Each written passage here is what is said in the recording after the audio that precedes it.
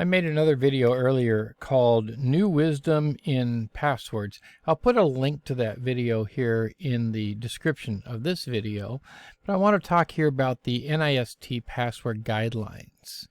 And by the way, the other video shows some of the concepts in these guidelines, and that's why I mentioned that. So this is on auth0.com. Of course, they're trying to sell us something here, but nonetheless, these new NIST standards are excellent, and this is an excellent article explaining them. One thing I want you to notice is that the Verizon Data Breach Investigations Report says that compromised passwords are responsible for 81% of hacking-related breaches. Wow. So NIST standards, the new standards in this special publication 800.63b, go against a lot of conventional wisdom on making passwords. So let's take a look at what those are. First of all, length and complexity. Now, conventional wisdom says that complex passwords are more secure. And when you go look at that other video, you'll see me do an example of that. However, it turns out that studies show that length is more important than complexity. And there are some reasons for that. For one thing, complexity is hard for us to remember as people, and we tend to just change something, like add an exclamation point at the end, or capitalize the first letter, or just change the A to an @ sign, things like that, in order to satisfy those complexity requirements. And that really doesn't make a more secure password, because the bad guys are up on that, and they are ready to try those in addition to regular words. Number 2, eliminate periodic resets. Well, that one sounds crazy. You know, we used to say every 3 months or every 6 months you should be forced to change your password. NIST says that's not a good practice. Why is it not a good practice?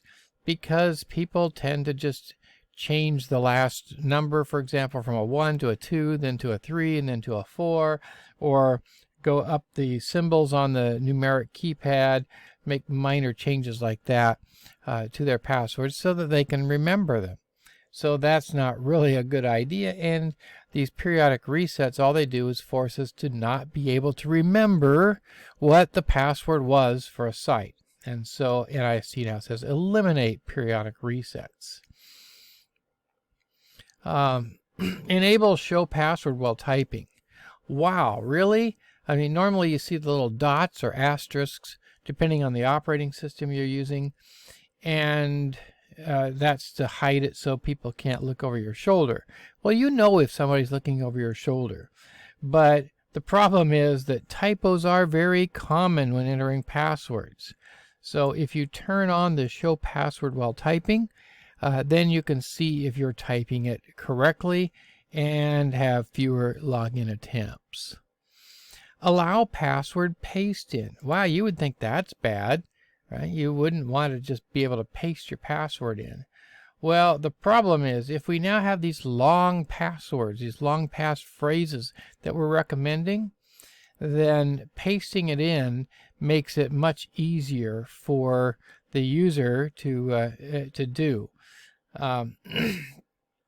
So let's read this for a moment. If passwords are easier for you to enter, users are more likely to use longer, more complex passwords in the first place, which is more secure. So by pasting, you're more likely to use a good password rather than one that's easier to type. Next is to use breached password protection. So breached passwords are those that have been breached before, and you don't want to be using one that's been breached, so you should check them. Now, here's the warning. Don't just check it on any old site that says check your password to see if it's secure, because they might be harvesting your password, turning it into a hash, putting it in the database so that they can then make that available to the bad guy. So you need to check one that you trust. the have I been pwned password checker. Have I been pwned? Has a password checker that we do trust. We know this site. We know that it is on the up and up. And so this is one good place you can check your password to see if it has been breached before. So let's say frogs jump really far. Has that been pwned? Good news, no pwnage found. So this is one good place that you can check your passwords that we do trust. Next is don't use password hints. Now, password hints seem like a good idea, but they are dead giveaways, of course, for hackers. Limit password attempts. So it is important that you don't allow people to just set up a script and try, a million different tries on your password to see if they can get in. Of course, that doesn't mean very much. Well, it means a lot to you as a owner of a password, but to the bad guy, here's what happens. Instead of just trying one login a million times, they'll try a million different logins once. So in other words, they'll go to a bank site and try a million different accounts with one of the common passwords that they look up on a list. They'll probably start with number 1 and work their way down. So this protects you. It does not protect the people who have simple breached passwords. Use multifactor authentication. So it turns out that there is some controversy here. Originally, the NIST said, well, don't use those phone two-factor authentication systems. Multi-factor authentication we'll go into in another video. Something you know, something you have, something you are. We'll go into that later on.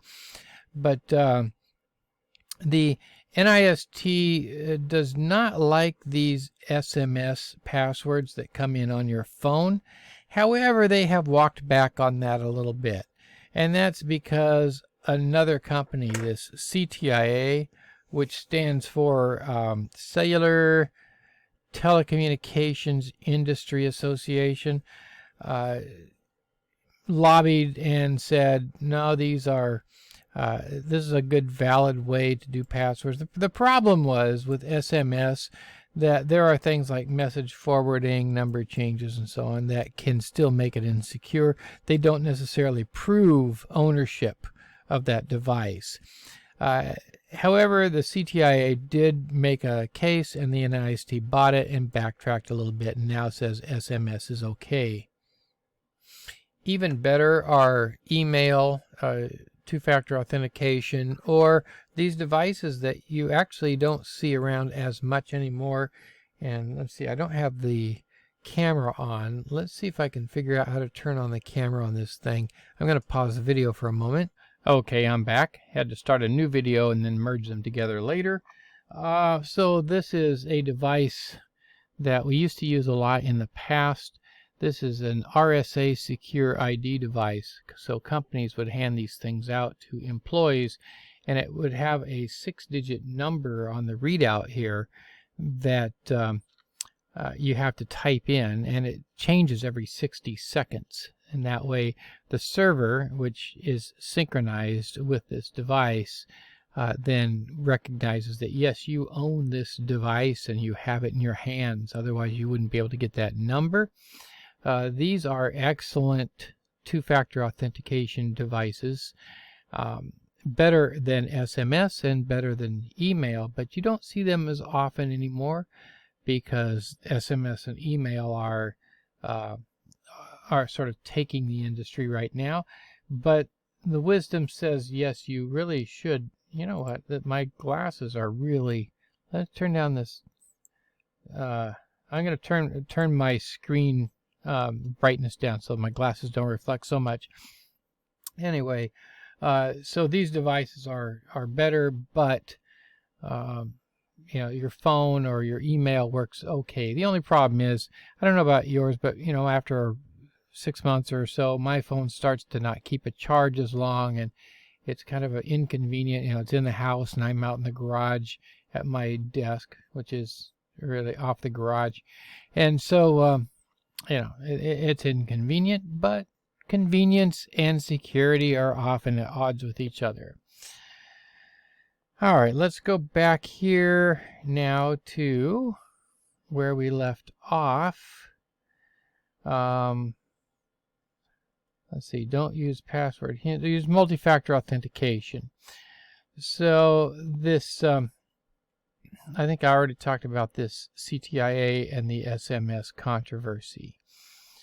These last ones, password storage guidelines, these are really for the server side of things, securing your database and hashing your users' passwords.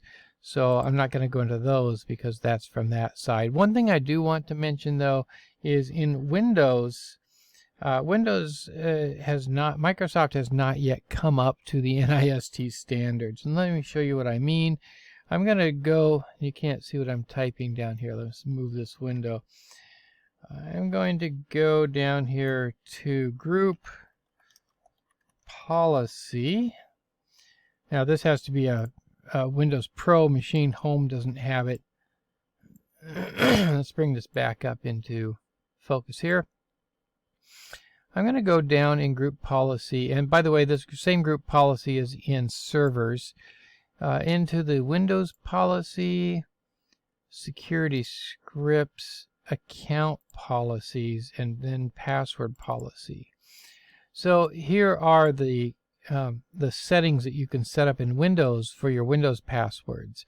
Enforce password history, well, that's a good one. That makes sure that you don't, if you're changing passwords frequently, that you don't repeat the same password over and over again. You have to use new ones. However, once again, remember NIST is no longer recommending that you change passwords or that you require changing passwords. So Windows hasn't got the message apparently. They didn't get the memo, and they still have that maximum password age and minimum password age have to do with making sure that you can't change the password every day. That keeps the bad guy from changing your password if they get into this thing. Minimum password length, again, that's how many characters am I going to require, and very commonly you set up 8 or 12 characters. Password must meet complexity requirements. That's those require a capital letter, a small letter, a symbol, a number, and that kind of thing. Again, NIST no longer recommends that. And so these are things that Windows has not yet come up to the standard and changed in their own password policies for Windows. And of course the same is true on servers if you're on a domain. All right, that's it for this video. In the next video I'm going to talk about, let's go back up here, the two-factor or multi-factor authentication, wherever that was. There it is. I'll talk about this in another video.